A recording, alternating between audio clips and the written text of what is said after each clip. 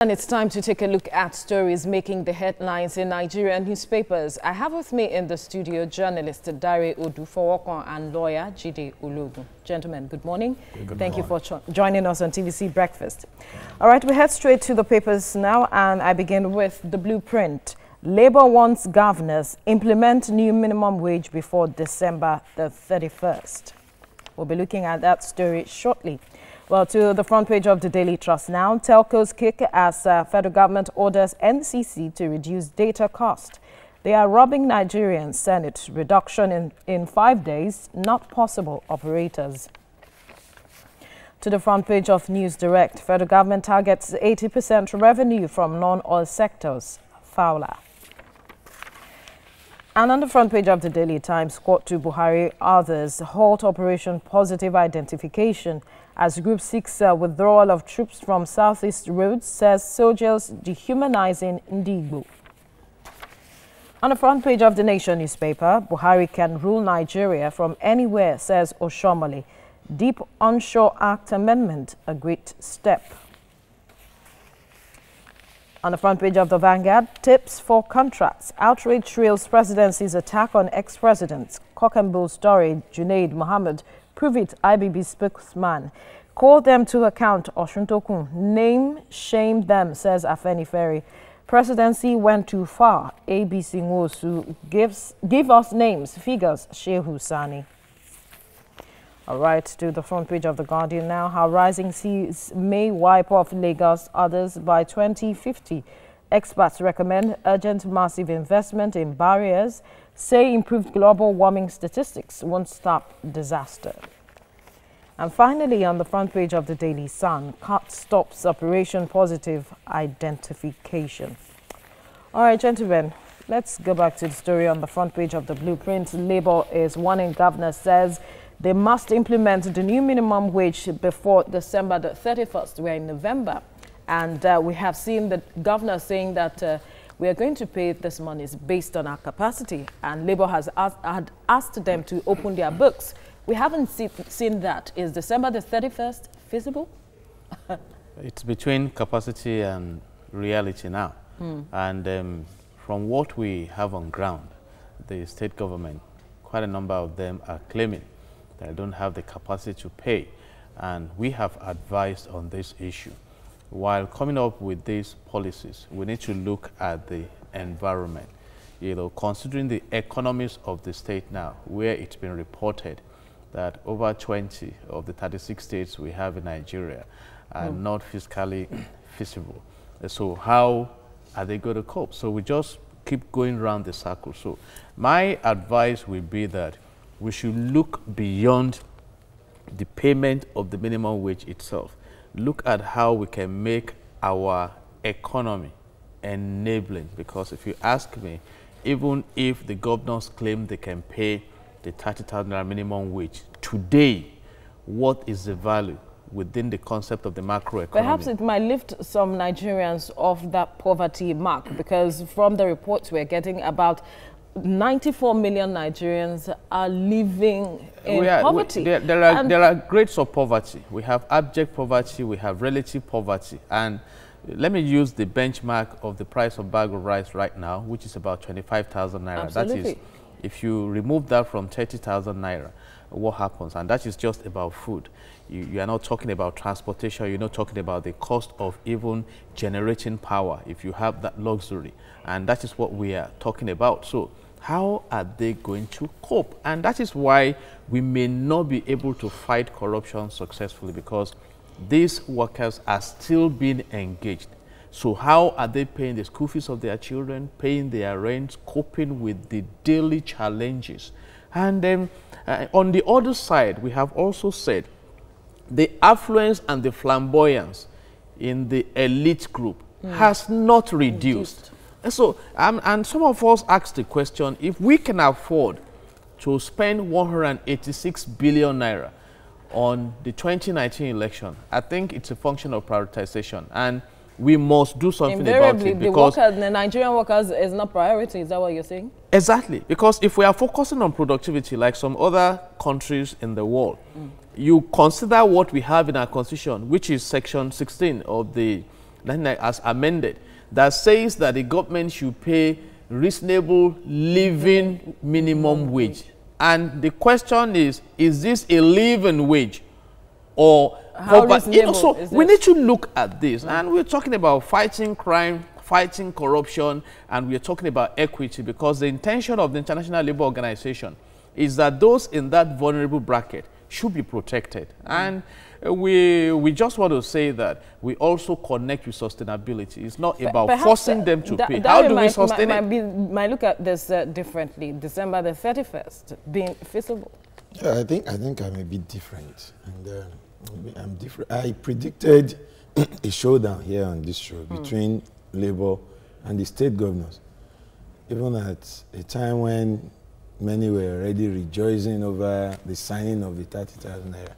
Yeah, I said back then that the negotiations from a particular point became a dialogue between the federal government and Labour. The state governors were not exempted. Is it that they were exempted or they exempted themselves? They were no longer participating in the discourse. So Labour was not as strategic. That is one point. Labour, in my opinion, should have insisted that the tripartite committee should actually be tripartite. That should have involved the governors, a representative of the governors forum sitting at all meetings would have been very strategic. It would have been needless to begin to call on governors to implement this, because it would have been naturally something they agreed to in principle. But as it is now, I am with Labour in this their deadline issue on this, because December 31st. yes, it is. How realistic is this? Listen, the failure is a man who actually do nothing. They are doing something now. This is November. Well, have you forgotten how long it took the federal government to agree to 30,000? Absolutely. So the earlier they start demanding from the governors, now the better. And if they say December 31st, this is not a new negotiation. It's an old one. Absolutely. It's an ongoing one. So it would be wrong for anybody to look at their deadline from today or from yesterday. We should see it as a continuation of what we started almost 2 years ago. Okay. And if that is how we look at it, December 31st, what exactly are they expecting the governors to do? Let's look at that. They expect the governors to pay 30,000 naira minimum wage and agree with the scaling assigned to by federal government. What are the arguments of the governors? The capacity. The capacity. They don't have enough money to pay.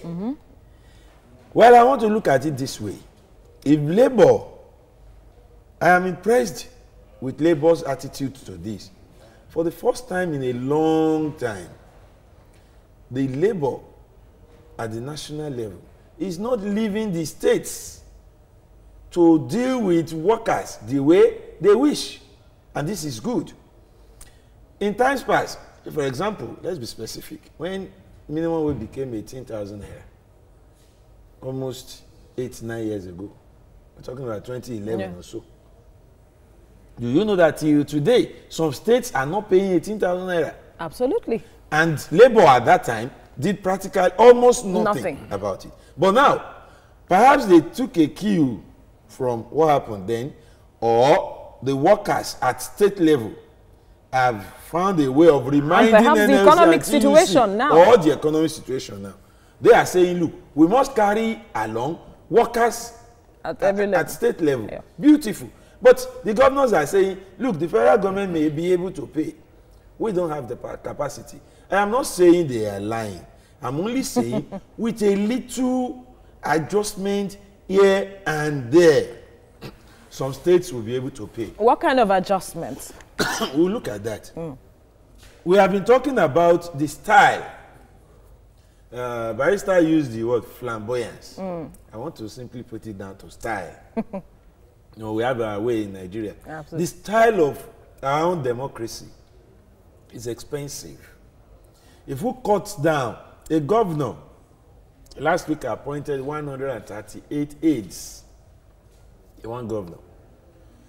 I mean, these are areas where we are wasting money. You don't need that much. A special advisor on government house, then a special advisor on special duties, then in a state where there is already a commissioner for special duties. Duplication of roles, simply because you want to settle the boys in court. They work for you during the election. So you have to settle them. We are throwing away money. If we cut all such, then we begin to focus on projects that are directly beneficial to the people, and not projects that put money in the pocket of some party chieftains and some political office holders.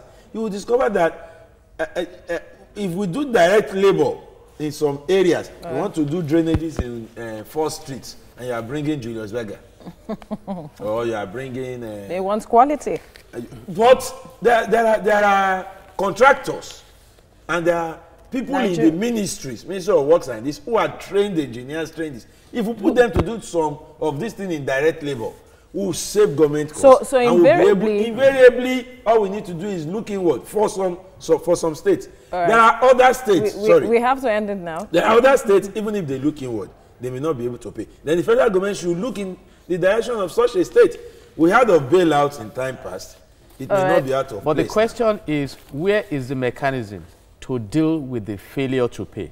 Because we've had that situation in this country. That's another issue. When they are expected to pay, they don't pay, and nothing happens. So we need to bring in that concept of accountability. So absolutely, the moment they are accountable to the people, they know this is an obligation that must be met. All right, gentlemen, thank you for your time on TVC Breakfast. All right, it's time to take a look at stories making the headlines in Nigerian newspapers. I have with me in the studio journalist Dario Odufowoko and lawyer Jide Ologun. Thank you very much for joining us, gentlemen. Good morning. So we'll look at the newspapers this morning. The blueprint is saying here, Labour warns governors, implement new minimum wage before December 31st. That's according to the blueprint. The Daily Trust says telcos kick as federal government orders NCC to reduce data costs. The Arabian Nigerian says Senate, reduction in 5 days not possible, says operators. News Direct is saying here, federal government targets 80% revenue from non-oil sectors. That's according to Fowler. The Daily Times is saying, courts to Burute others, halt Operation Positive Identification as group seeks withdrawal of troops from Southeast Road, says soldiers dehumanizing Indigo. The Nation newspaper says here, Buhari can rule Nigeria from anywhere, says Oshoma. That's according to the national leader of the APC, Adams Oshomole. The Vanguard newspaper says, tips for contracts, outrage trails presidency's attack on ex-presidents. The writer says, cock and bull story, says Junaid Mohammed. Prove it, IBB spokesman. Call them to account. Oshuntoku says, name shame them, says Afenifere. Presidency went too far, as according to the ABC Nwosu. Give us names, figures, says Sheikh Husani. The Guardian says, how rising seas may wipe off Lagos, others by 2050. Experts recommend urgent massive investment in barriers, say improved global warming statistics won't stop disaster. The Daily Sun says, court stops Operation Positive Identification. That's the headline in the Daily Sun. Of course, we'll stick with this headline. Court stops Operation Positive Identification. So let's go start with Dari on this matter. Now, this issue was in contention at the point, but now the court has stopped it. What's your take? Well, I think we still have a judiciary we should, defer to. The issue was a debate, and it's still a debate, quite contentious. A lot of arguments on both sides. Yeah. And I am not going to be a judge here. Rather, I would say, with the court moving in to say, halt this. I am sure the Chief of Army Staff, the Nigerian Army, and possibly the federal government may decide to appeal the court's judgment. But I advise that nothing should be done that will go against that court injunction or court directive. Because Nigerians, like I said on this issue sometimes ago, we need to take pain to explain policies. the one thing about the current administration that I find unacceptable is the manner in which it seems to dump policies on Nigerians. You see, you just wake up one morning. I am not against this operation, given some things I've learnt about it, some of the advantages if it is carried out. We are in their situations, very terrible times. Security situation, not impressive. We are all calling for certain things to be done to help improve the state of insecurity. This is one of such, according to the brains behind this policy. But how much explanation did you offer the people? Before giving a deadline to start November 1 to December 25, you just came up with it, and within a week it was going to start. And what is the policy? A policy that will empower the army, the average soldier on the road, to stop me as a civilian and ask for means of identification. And do unto me whatever he is told to do if I'm unable to properly identify myself. What's the definition of properly identifying yourself? That has not been explained. Who determines what is proper identification? That has not been cleared. This is happening at a time where we are talking about the national identity card, which we are to pay for.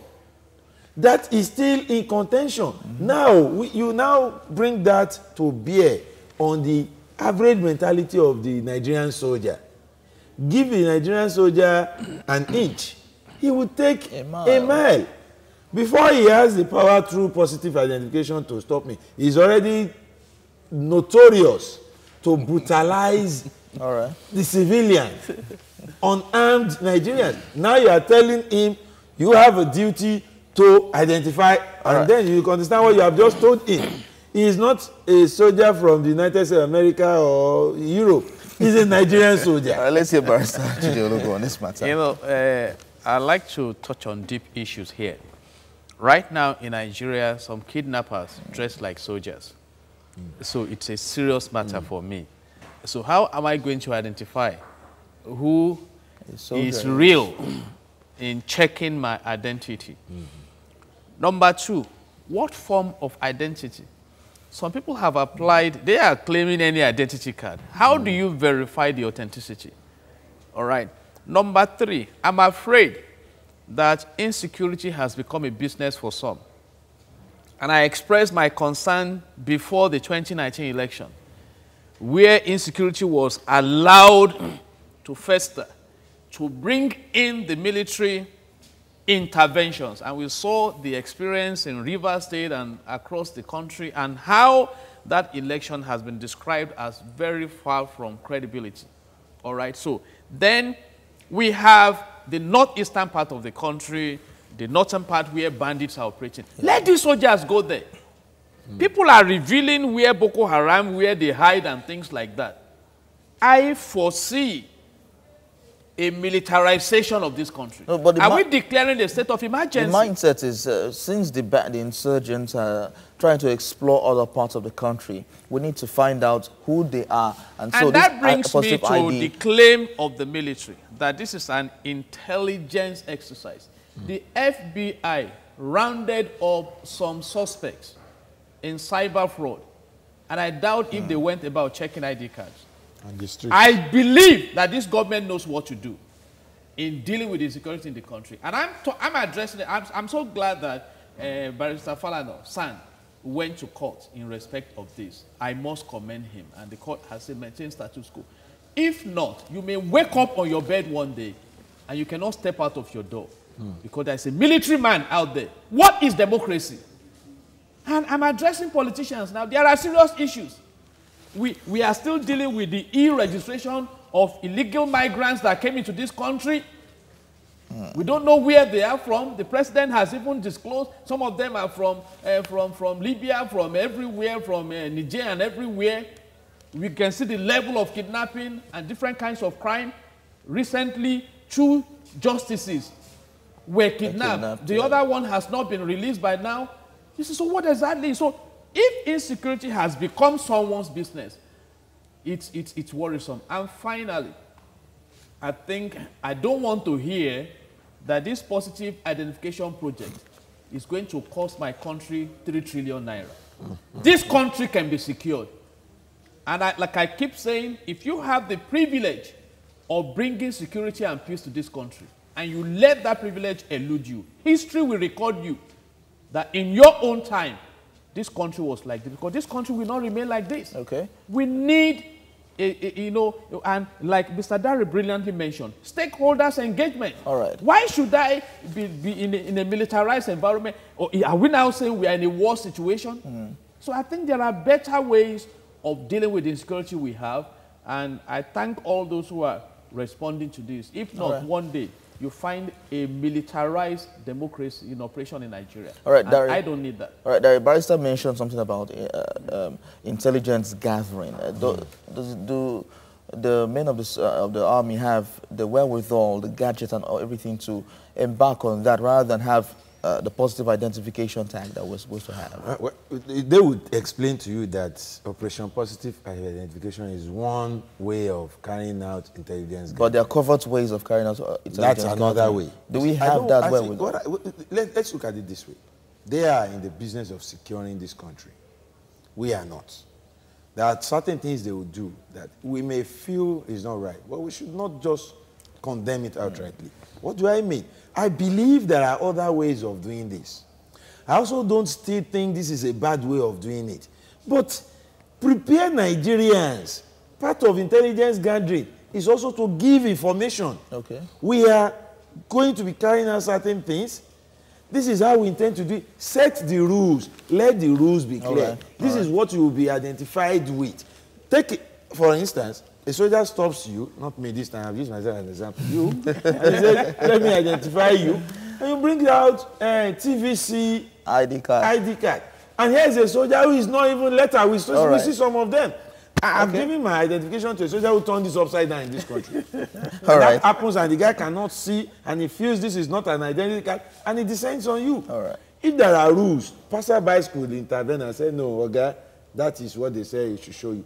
But we don't have the rules yet. If you must do something, do it well. Once you do it well, Nigerians will abide and comply. All right, so we're all in agreement with the court order to stop this for now, until we get this thing clearer. Let's maintain status quo. Things be done the proper way and productive way. Thank you very much, gentlemen, for joining us on this. Well, it's time to take a look at stories making the headlines in Nigerian newspapers. I have with me in the studio journalist Dari Odufowokon and lawyer Jide Ologun. Good morning, gentlemen. Thank you for joining us on TVC Breakfast. Well, we head straight to the papers this morning, and I begin with the blueprint. Labour wants governors to implement new minimum wage before December the 31st. And we go to the front page of the Daily Trust now. Telcos kick as federal government orders NCC to reduce data cost. They are robbing Nigerians. Senate. Reduction in 5 days not possible. Operators. We'll be looking at that story shortly. To the front page of News Direct, federal government targets 80% revenue from non-oil sectors. Fowler. And on the front page of the Daily Times, court to Burate orders halt Operation Positive Identification as Group 6 withdrawal of troops from Southeast roads, says soldiers dehumanizing Ndigbo. To the Nation newspaper now, Buhari can rule Nigeria from anywhere, says Oshomole. Deep Onshore Act Amendment, a great step. To the front page of the Vanguard, tips for contracts. Outrage trails presidency's attack on ex-president. Cock and bull story, Junaid Mohammed, private IBB spokesman. Call them to account, Oshuntokun. Name, shame them, says Afeniferi. Presidency went too far. ABC Nwosu, give us names, figures, Shehu Sani. And on the front page of The Guardian, how rising seas may wipe off Lagos others by 2050. Experts recommend urgent massive investment in barriers, say improved global warming statistics won't stop disaster. To the front page of the Daily Sun now, court stops Operation Positive Identification. All right, gentlemen, let's look at the story on the front page of the Daily Trust. Telco's kick as federal government orders NCC to reduce data cost. The federal government is asking the Nigerian Communications Commission to, resolve this issue of illegal data deduction, according to reports, and review downward the price of data between 5 days. And the operators are saying this is so unrealistic. 5 days to reduce, looking at the cost of high cost of operating in the country, that would take them a long time. But then let's look at the cost of data reduction. How Nigerians spend so much when it comes to data, and now calling for the cost of reduction. I wonder how this comes to you, really. Funny enough, the average Nigerian now find it easier to source money and buy data than to even eat. And that's a market for the telcos. Absolutely. They are seeing a very big market and they are exploiting it. The extent to which Nigerians are now being exploited is what's... When you say exploited, are you looking at it in terms of the price in Nigeria in comparison to other countries? Compared to other countries, we pay a lot and we get so little in return. It is not just about like what the government here is saying. It's not just about the price. It's about the way the thing, the data fizzles out in a matter of seconds. You buy data, and it is being deducted at will by the service providers. You have no control over how your data evaporates. And you cannot, there are no yardstick for you to calculate it. If you have money in your bank account, at least you can measure, and you can check. You can say, no, this is right. You can even approach the bank and say, I want my statement of account. I want to tell you that in countries like South Africa, you can demand for your data breakdown. That I know. If you are dissatisfied with how the thing flew, you could walk up to the provider and say, let me see the breakdown of how I use my last month's data. And they'll print it out for you in one small paper like this. That is strange in Nigeria. That is one of the things the Senate started, and the federal government is saying should be implemented. Let us be able to monitor. Let us be able to monitor how data grow wings and fly away. That is one. Two, then how much are we paying? You are on 1,000 naira per month package. And you spend it in 1 week. In 1 week it is gone, and they will tell you it is the way you used it. These are regulations that are obviously very important. However, let me quickly say again. All right. When you now say it should be done in 5 days, sometimes the way we blot out these policies does not show seriousness. All right. If a discussion has been on for months, it was not started by the minister. This minister is new. Yes. It was started by the Senate. They invited the telcos. There were discussions. It was agreed that there is a need for reduction. There is need for regulation to regulate that industry. Now, that agreement is on ground. Then this minister came in, and from the blues, he's saying you must reduce in 5 days. It will make no sense of the old discussion. Let's be more serious about what it's a good thing to do, but let's do it with some Let's get Barrister Lugun's perspective to this issue. It's so amazing that the government is turning the direction of consumerism, protecting the consumers. And I find it like a strange gift to the people. Really? Because, yes, I think there is a deeper thing there. You notice that lately, the government tried to negotiate with the telcos to make money from the USSD involving the central bank. Eventually, they couldn't reach an agreement, and a lot of denials went in. And because, is it now that you are knowing that we are being exploited? Like Mr. Dari said. At least, in fact, I was reading a report while commending that move. Is it for the people? It's a great challenge I'm throwing to the people now. Is it also about revenue drive? Really?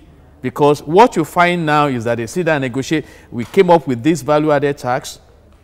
that is rising to 7.5 from 5%, that the proposed budget of 2020 is even anchored on value-added tax. The FIRS is telling us now that 80% of our revenue will be non-oil. Yes. I think it's around 54 now. We moved to 60 around November. You see, so is it about the people? If it's about the people, we need to do more. And again, in stakeholders' engagement, listen to the telcos. What is the cost of doing business in Nigeria? Let's look at the power sector.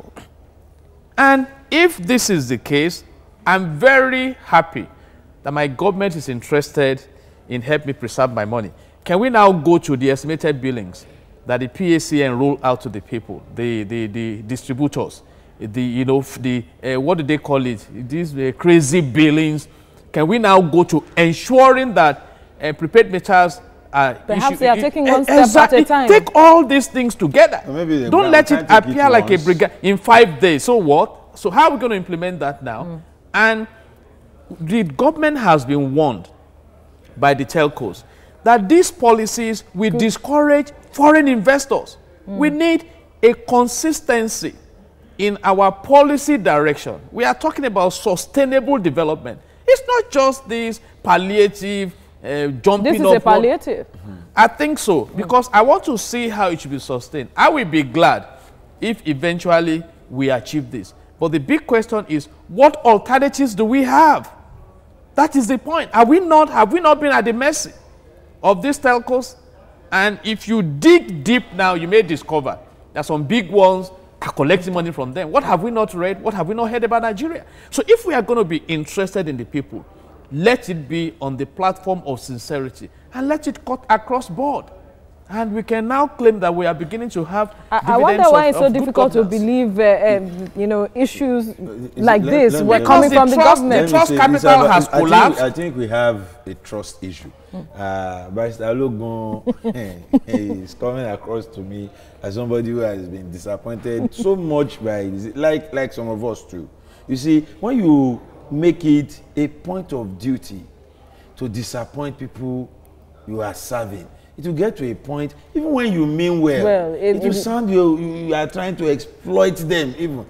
But I will say this, let's for once encourage this government whenever they seems to move in the right direction. All right. This is a good Mr. one. Dare, this government has the highest level of encouragement in the world. I agree with you. When the fuel pump price of fuel was increased. I agree with you. I agree with you that it came with several promises. It's dangerous to take their words for granted. But this, if you say it is not easy doing business in Nigeria and all this, are we encouraging foreign investors to come in and keep exploiting us? It's not as if Nigeria is the worst place to do business in the world. But they are making profit from us. They should also ensure we get, quality service from them. Absolutely. Quality service. You don't just see us as a fertile ground for exploitation. All right. And if government is now saying consumerism is essential, I go with the federal government this time. All right, but let's see how it goes. Let's do it properly. It's essential. It's important. Dario Dufooko and Barrister Jide Olugun, thank you, gentlemen, for coming on TVC Breakfast.